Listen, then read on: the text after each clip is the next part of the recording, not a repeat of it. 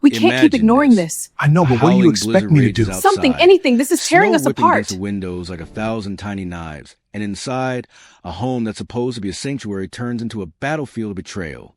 That's where my story begins. Not with a fairy tale wedding, but with the shattering of vows in the dead of winter. Hi, everyone.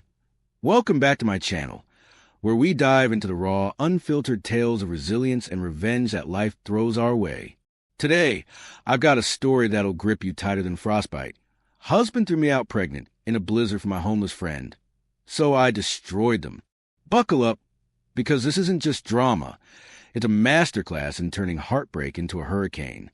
My name is Elena, or at least that's what we'll call me for this tale.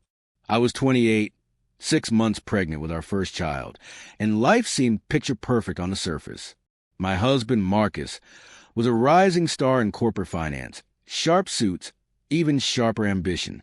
We lived in a cozy brownstone in Chicago, the kind with fireplace that crackled on cold nights, and a nursery we were just starting to paint in soft blues and yellows. But beneath that veneer, cracks were forming, invisible at first, like ice on a frozen lake. It all started with Sarah. She wasn't just any friend. She was my lifeline from college days, the one who'd pulled me through my parents' messy divorce and my own string of bad relationships.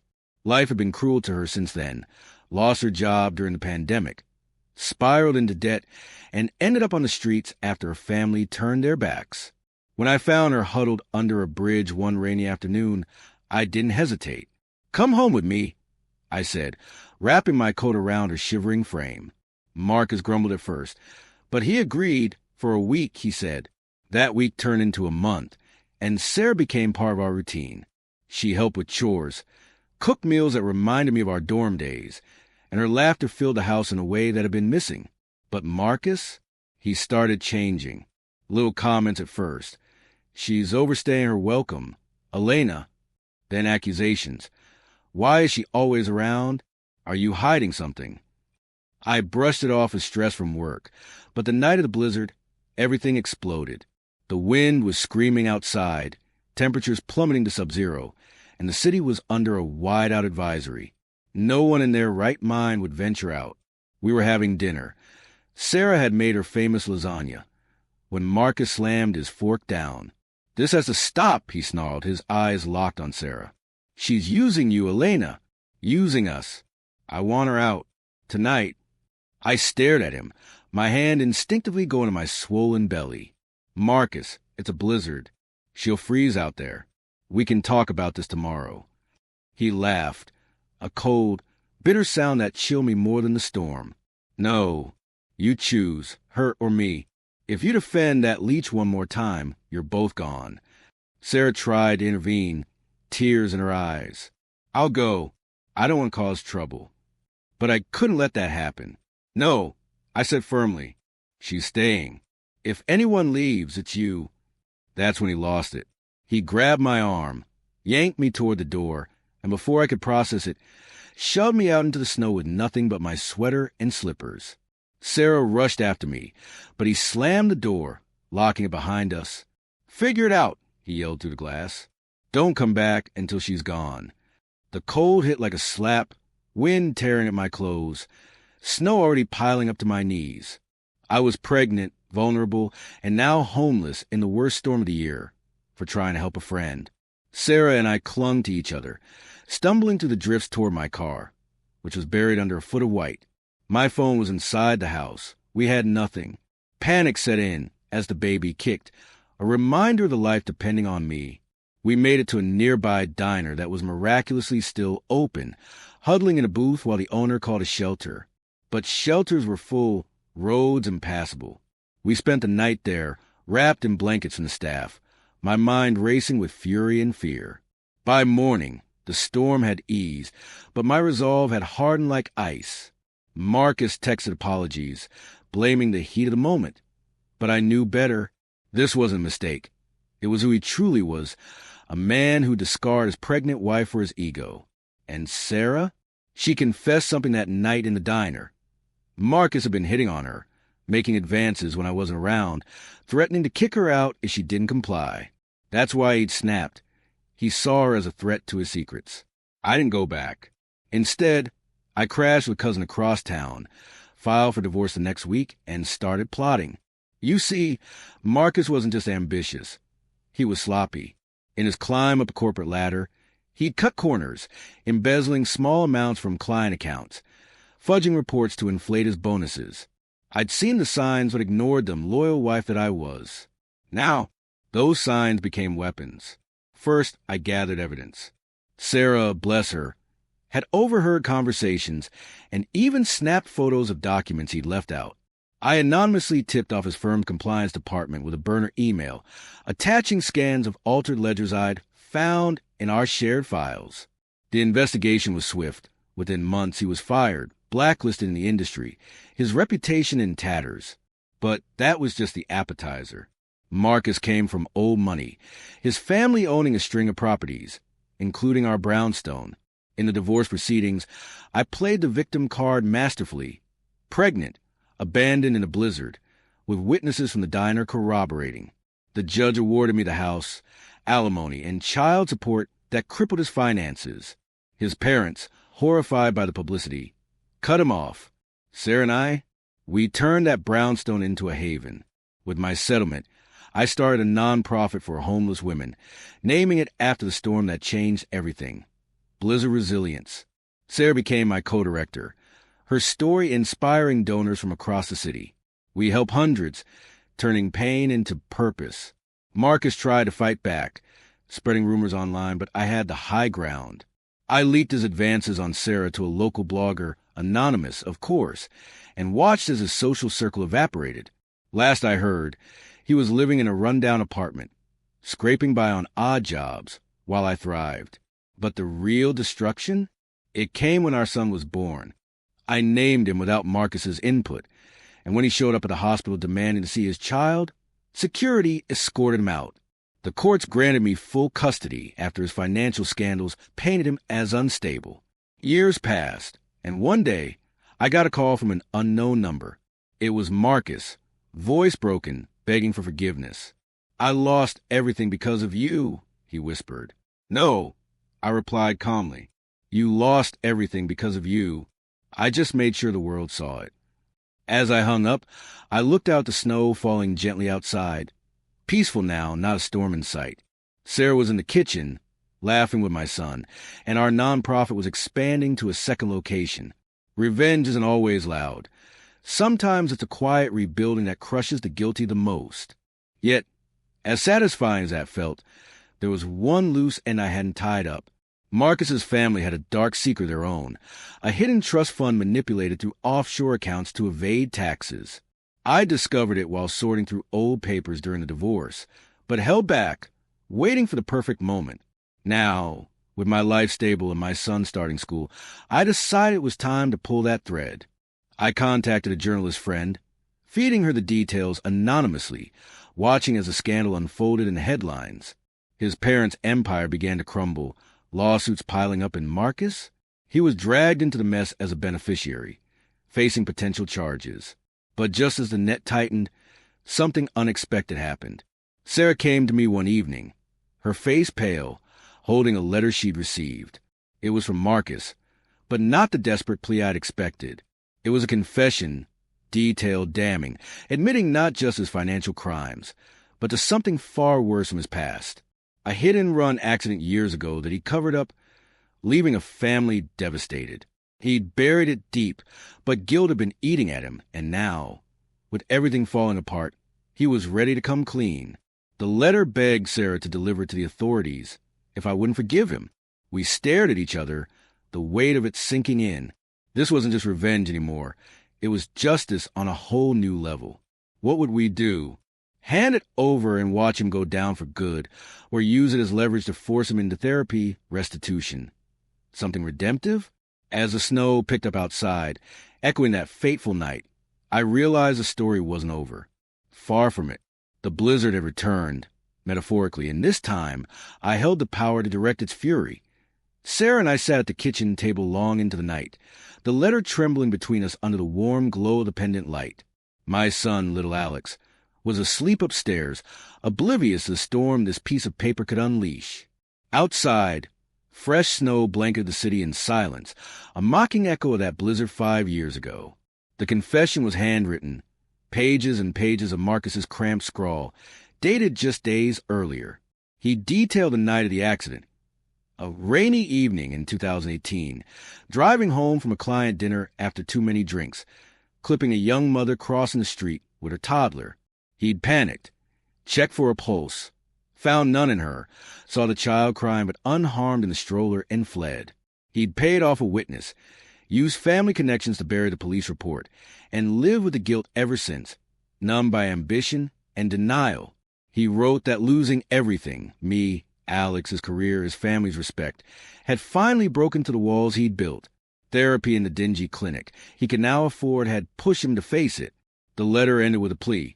If we couldn't forgive, at least give the victim's family closure.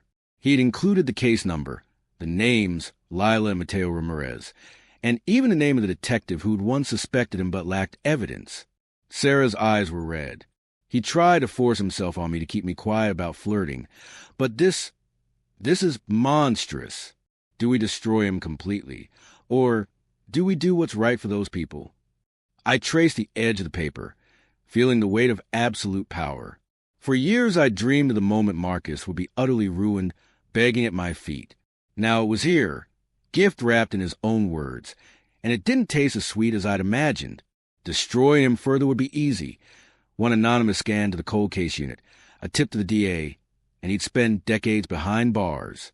But the Ramirez family deserved more than my revenge. They deserved truth compensation, the chance to grieve properly. I made my decision just as the grandfather clock struck 2. We give it to them first, I said, not to the police, to the family.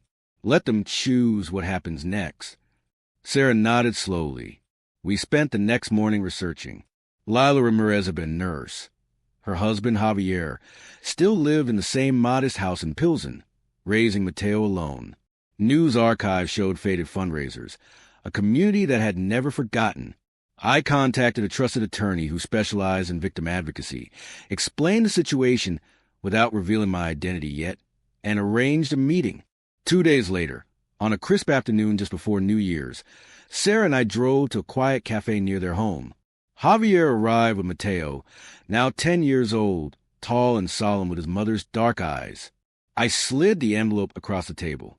"This is from a man who took Lila from you," I said softly. "He's ready to confess everything." Javier's hands shook as he read. Mateo stared at the table, fists clenched. When Javier finished, tears streamed down his face. Not just sorrow, but rage and relief intertwined. "Why now?" he whispered.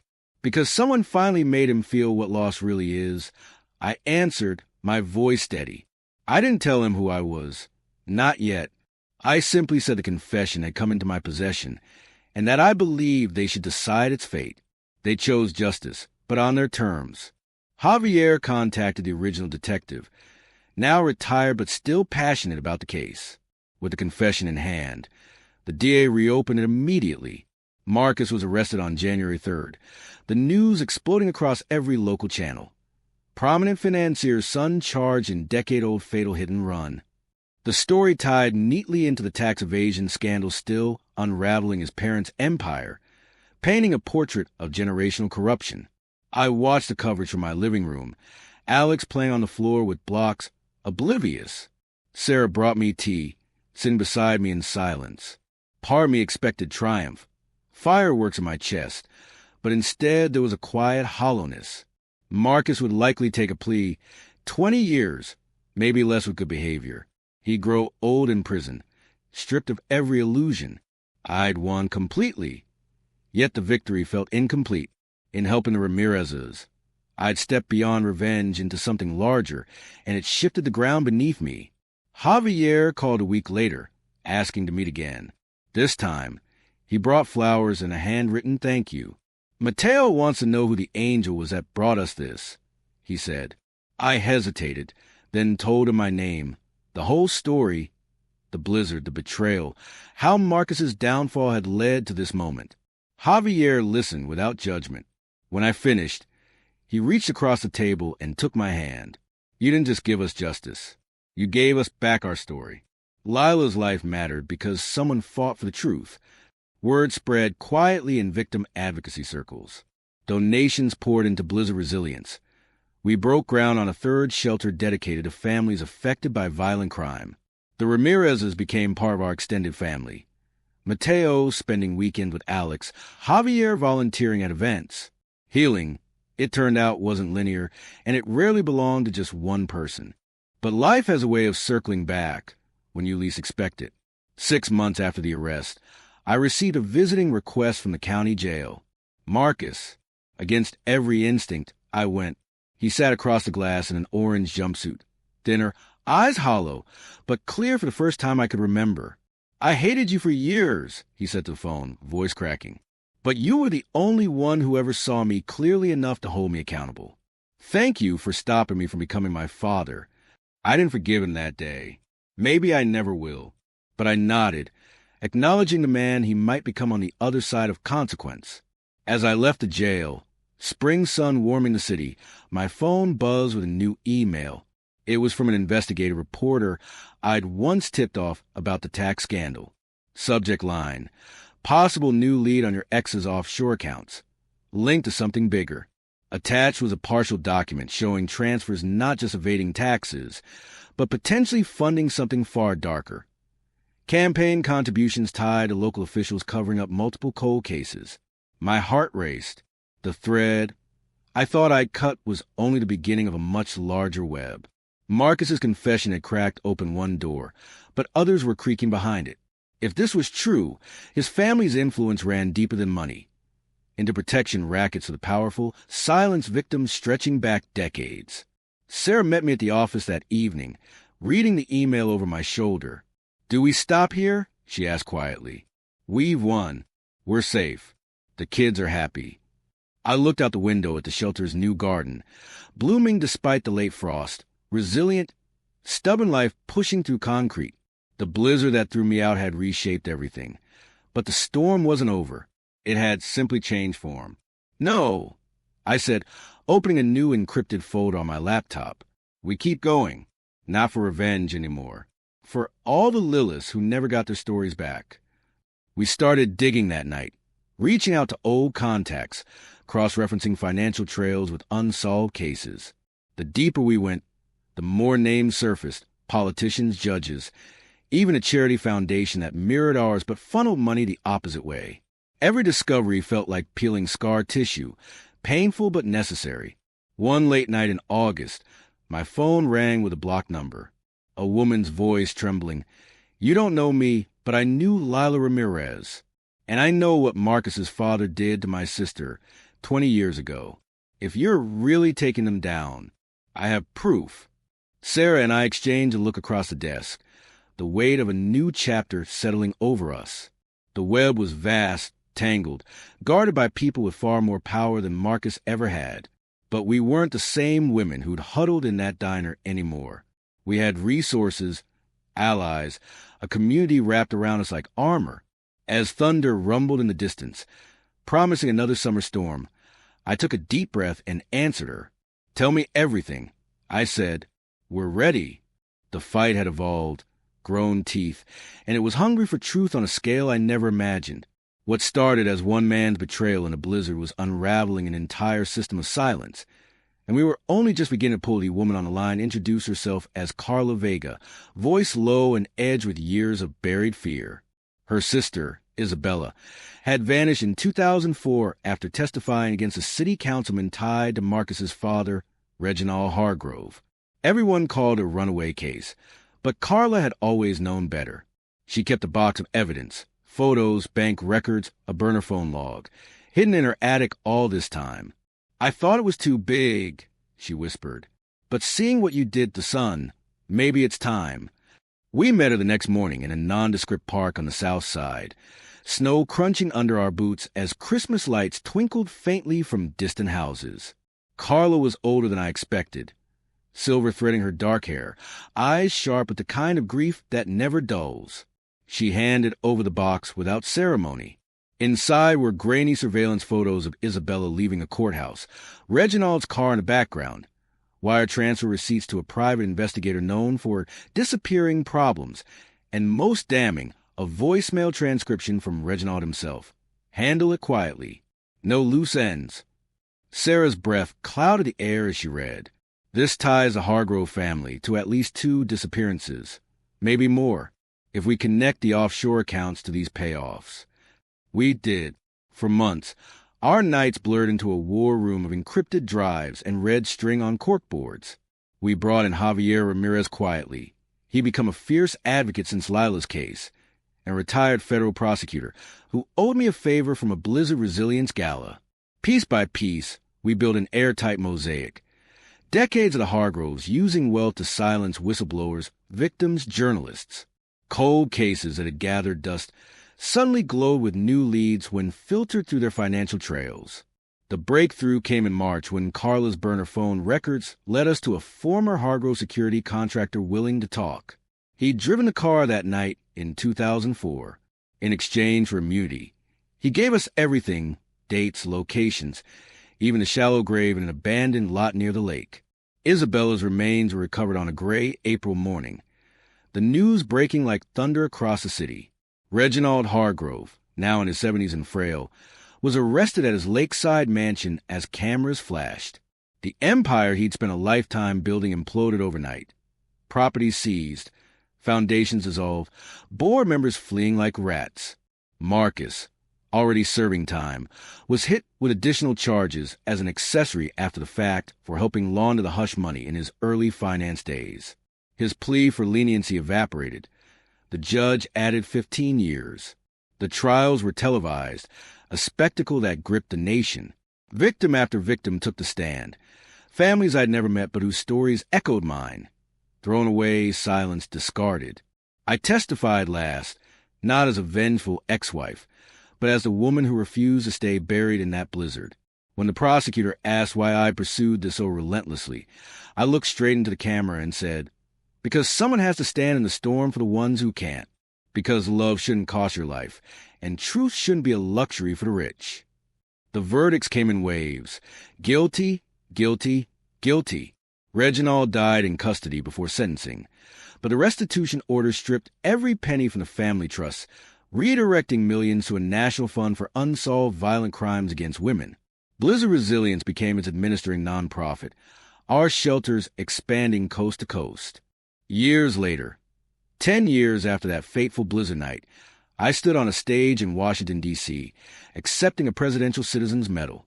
Alex, now 15 and taller than me, stood beside Sarah and Javier, Mateo clapping loudest of all. Carla was there too, holding Isabella's locket, finally able to wear it openly. The citation read, "For extraordinary courage in transforming personal tragedy into systemic justice." But the moment that still brings tears when I remember happened the night before the ceremony. Alex pulled me aside in the hotel suite, overlooking the lit-up Capitol. "Mom," he said, voice steady like his father's used to be but eyes soft like mine, "I read the letters you kept, the ones from women who said you saved them. I get it now. Why you never stopped fighting." I started to answer, but he hugged me first, tight and fierce. "You didn't just destroy the people who hurt us," he whispered. "You built something unbreakable out of the pieces." And he was right. From the ashes of one cruel night in the snow rose an empire of empathy.